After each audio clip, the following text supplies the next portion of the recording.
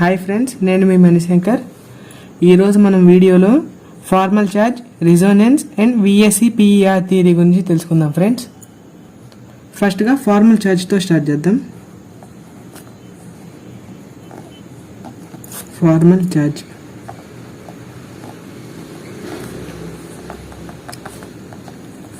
Formal charge అంటే it is the net charge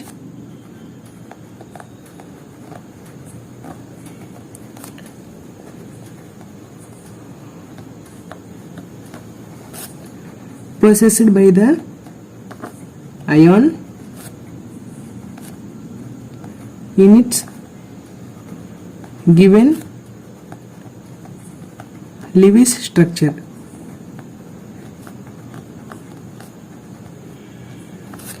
అంటే friends, మనకి ఇచ్చిన స్ట్రక్చర్లో ఒక పర్టికులర్ యాటమ్ కానీ ఒక పర్టికులర్ అయాన్ మీద కానీ ఎంతైతే ఛార్జ్ ఉంటుందో దాన్ని మనం ఫార్మల్ ఛార్జ్ అంటాం ఫ్రెండ్స్. దీన్ని కనుక్కోవడానికి మన దగ్గర ఫార్ములా ఉంది. To find formal charge of given atom is equals to number of valence electrons in it minus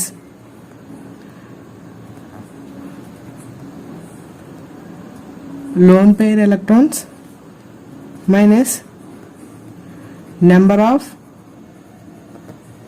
bonds formed by the atom.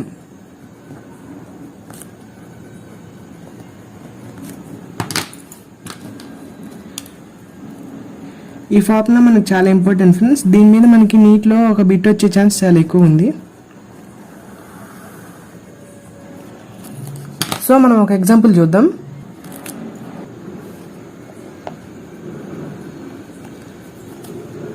Ozone. Ozone అంటే మనకు తెలుసు కదా ఫ్రెండ్స్, O3. ఇది మనకి ఈ స్ట్రక్చర్లో ఉంటుంది.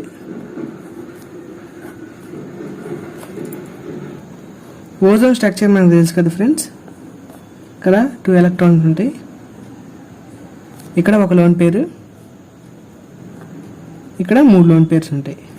సపోజ్ దీనికి మనం నెంబర్ 1 అని ఇద్దాం, దీనికి నెంబర్ 2 ఇద్దాం, దీనికి నెంబర్ 3 ఇద్దాం. ఇప్పుడు మనం ప్రతి దాని మీద ఫార్మల్ ఛార్జ్ కనుక్కుందాం ఫ్రెండ్స్. ముందు నెంబర్ 1 అనే దాన్ని ఫార్మల్ ఛార్జ్ కనుక్కుందాం.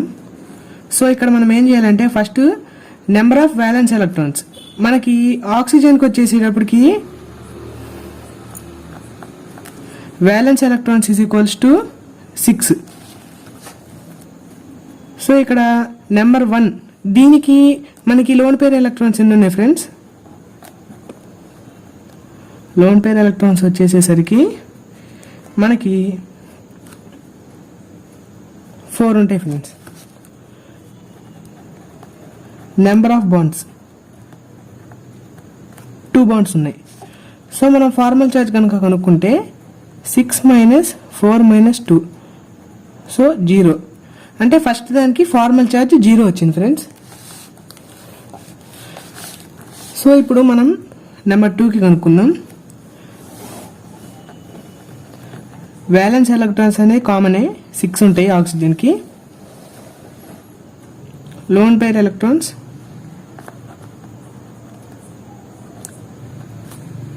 2 ఉన్నాయి ఫ్రెండ్స్, మనకు కనిపిస్తున్నాయి కదా 2 electrons. Number of bonds వచ్చేసేసరికి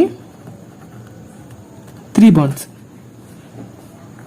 so మనం ఫార్మల్ ఛార్జ్ కనుక కనుక్కుంటే 6 - 2 - 3 అంటే మనకి ఇక్కడ +1 వచ్చింది. అంటే సెకండ్ ఆక్సిజన్ ఆటంకి మనకి ఫార్మల్ ఛార్జ్ అనేది 1 ఉన్నట్టు ఫ్రెండ్స్, +1.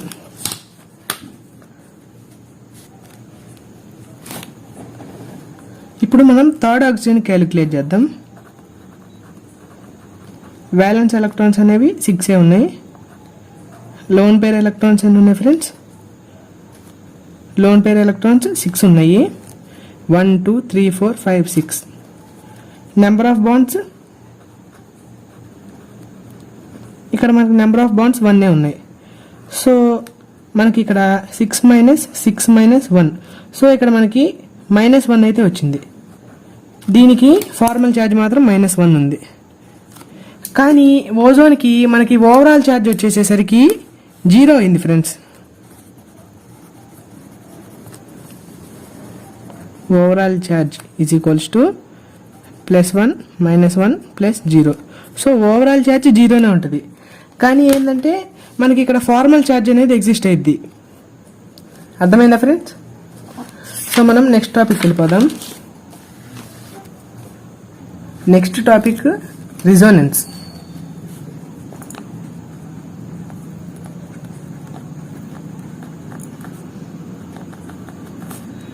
ఇది చాలా ఇంట్రెస్టింగ్ టాపిక్ ఫ్రెండ్స్.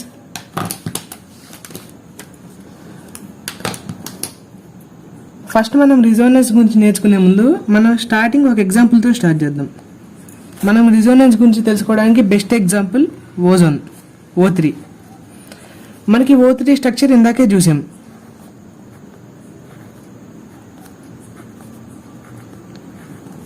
ఇది O3 స్ట్రక్చర్ ఫ్రెండ్స్. ఇక్కడ 2 లోన్ పేర్స్, ఇక్కడ 1 లోన్ పేర్, ఇక్కడ 3 లోన్ పేర్స్.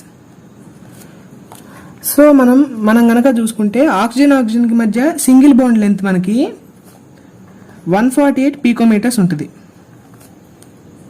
ఆక్సిజన్కి మధ్య డబుల్ బాండ్ లెంత్ అనేది 121 పీకోమీటర్స్ ఉంటుంది. ఇది మన ఎక్స్పెక్టెడ్ వాల్యూస్. కానీ ఎక్స్పెరిమెంటల్గా చూస్తే మనకి 148 పీకోమీటర్స్ కానీ 128 పీకోమీటర్స్ కానీ రాలా.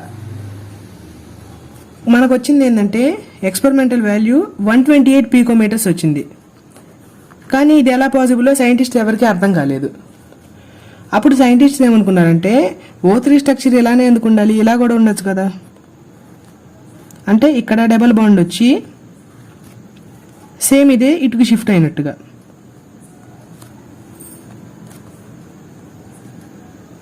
అప్పుడు ఏంటంటే ఫ్రెండ్స్ మనకి ఈ 2 స్ట్రక్చర్స్ అనేది సైమల్టేనియస్గా ఎగ్జిస్ట్ అవుతాయి అనుకున్నారు. సో మనం వీటిని కానానికల్ స్ట్రక్చర్స్ అంటాం. కానానికల్ స్ట్రక్చర్ ఇది ఒక కానానికల్ స్ట్రక్చర్, ఇది ఒక కానానికల్ స్ట్రక్చర్. కానీ ఇప్పుడు ఈ రెండింటికి మధ్య రిజోనెన్స్ హైబ్రిడ్ మనకేమొచ్చిందంటే సంథింగ్ ఇలా ఉంటుంది. ఇక్కడ పార్షియల్ డబుల్ బాండ్, ఇక్కడ పార్షియల్ డబుల్ బాండ్. సో మనకి 128 2 బాండ్స్ 128 పీకోమీటర్స్ ఉంటాయి. ఇక్కడ ఏం జరిగిందంటే ఇది కానీ మనకి ఇట్లానే ఎగ్జాక్ట్గా అయితే ఉండదు. మనకి ఓజోన్ కనుక చూసుకుంటే ఈ స్ట్రక్చర్లో ఉంటుంది. అంటే ఫ్రెండ్స్ ఇక్కడ డబుల్ బాండ్ అనేది ఇక్కడ ఉండొచ్చు, ఇక్కడ ఉండొచ్చు, 2 చోట్ల సైమల్టేనియస్గా ఎగ్జిస్ట్ అవ్వచ్చు. అలా అని ఇది ఎంతసేపు ఉంటుందో అనేది మనం క్యాలిక్యులేట్ చేయలేము. అందుకని మనకి రిజోనెన్స్ హైబ్రిడ్ వచ్చేసేసరికి ఇది ఉంటుంది ఫ్రెండ్స్. కానానికల్ స్ట్రక్చర్స్ అనేవి రియల్గా ఎగ్జిస్టెన్స్ ఉండదు. ఇది మొత్తం ఒక హైపోథెటికల్ కాన్సెప్ట్. రియల్గా ఓజోన్ చూసుకుంటే ఇలా ఉంటుంది.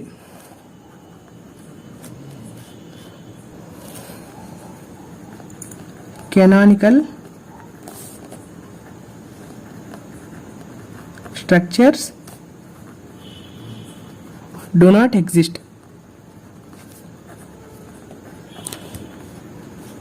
They are hypothetical. ఓకేనా friends?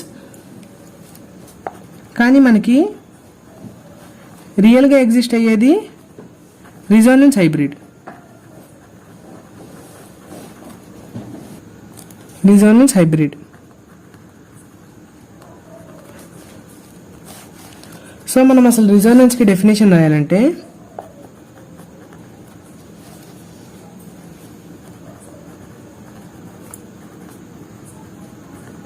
when a single living structure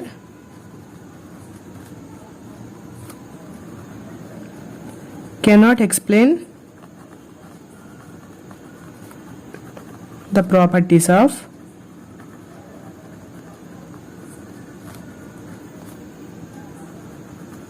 molecule, a number of structures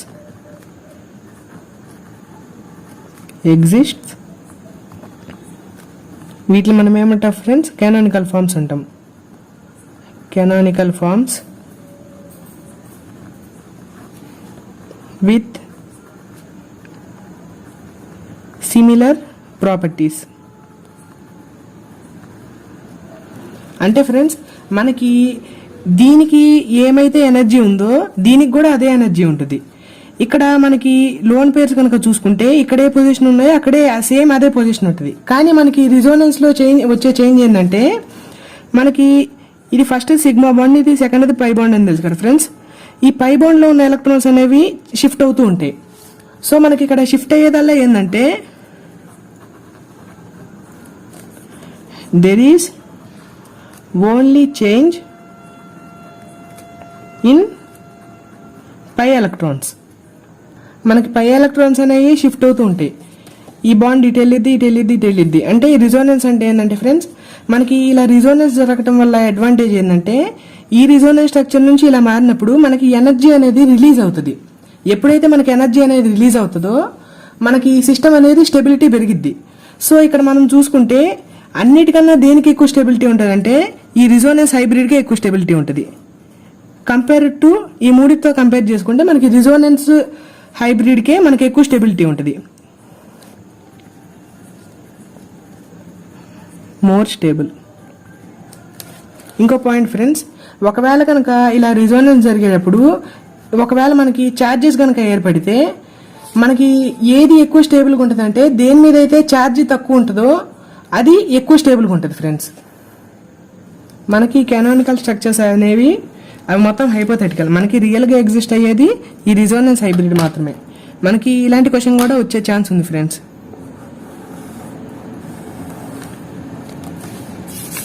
so మనం నెక్స్ట్ టాపిక్ వెళ్ళిపోదాం.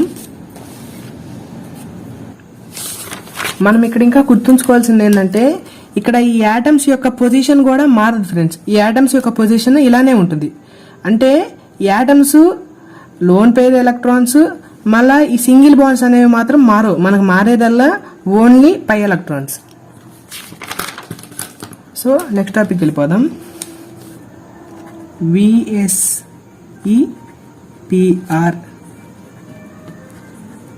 థియరీ. విఎస్ఈపిఆర్ థియరీ అంటే valence shell electron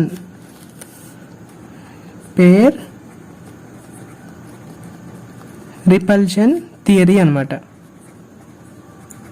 ఇది ఏం లేదు ఫ్రెండ్స్, ఇది చాలా simple topic.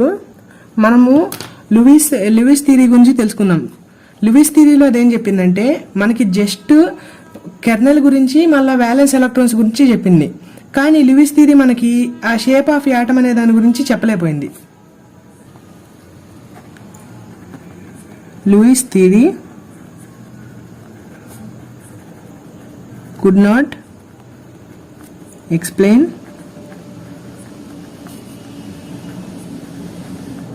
shape of the molecules. కానీ మనకి మాలిక్యూల్స్ యొక్క షేప్ గురించి విఎస్ఈపిఆర్ థియరీ మనకి ఎక్స్ప్లెయిన్ చేసింది అనమాట. It says that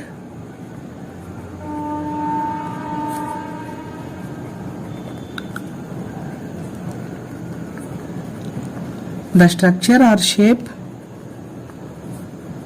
of a molecule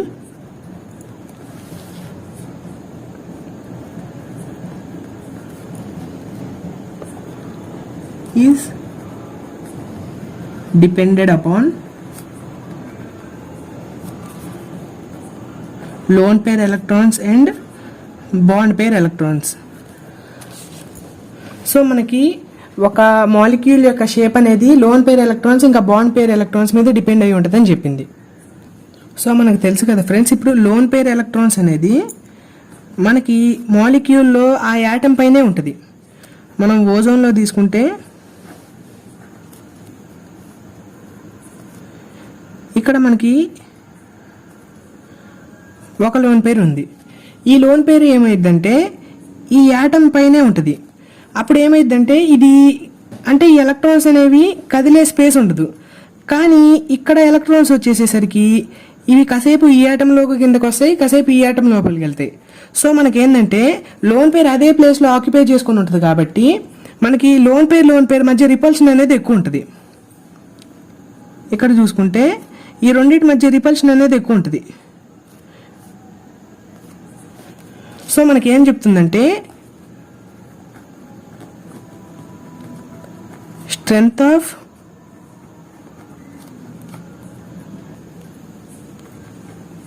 repulsive force order ఏంటంటే లోన్ పేర్కి రిపల్సివ్ ఫోర్స్ అనేది ఎక్కువ ఉంటుంది compare to lone pair bond pair and bond pair. ఇక్కడ మనకి బాండ్ పేర్కి వచ్చేసేటప్పటికి ఏంటంటే ఆ యాటమ్స్ అనేవి కాన్స్టెంట్గా మూవ్ అవుతూ ఉంటాయి. అంటే ఈ రెండు యాటమ్స్కి సంబంధించి ఉంటాయి ఈ ఎలక్ట్రాన్స్ అనేవి. సో ఏంటంటే వీటి మధ్య రిపల్షన్ అనేది తక్కువ ఉంటుంది మనకి. మనం ఒక ఎగ్జాంపుల్ చూసుకుంటే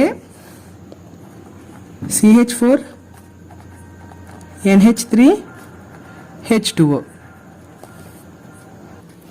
ఈ మూడు చూసుకుంటే మనకి మూడు టెట్రాహెడ్రల్ జామెట్రీనే.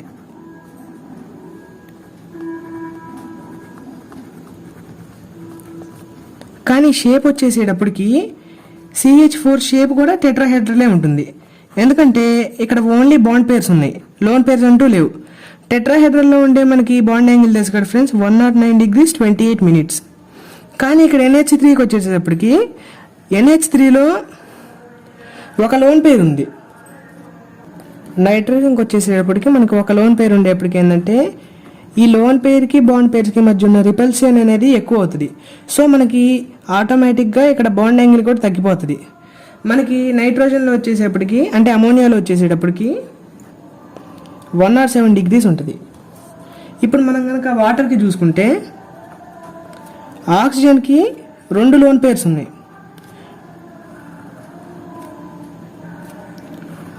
సో రిపల్సివ్ ఫోర్స్ అనేది ఇంకా ఎక్కువ ఉంటుంది. సో ఏమైందంటే ఇక్కడ బాండ్ యాంగిల్ వచ్చేసరికి మనకి ఇంకా తక్కువ అయిపోయింది, 104 degrees 5 minutes అయింది. సో దీన్ని బట్టి మనం అర్థం చేసుకోవాల్సింది ఏంటంటే ఫ్రెండ్స్, లోన్ పేర్స్ అనేవి ఎక్కువ అయ్యే కొందికి మనకి షేప్ అనేది చేంజ్ అవుతూ ఉంటుంది. అదే మనకి వెస్పర్ థియరీ చెప్పింది. So thank you for watching friends. Please like, share and subscribe for our channel.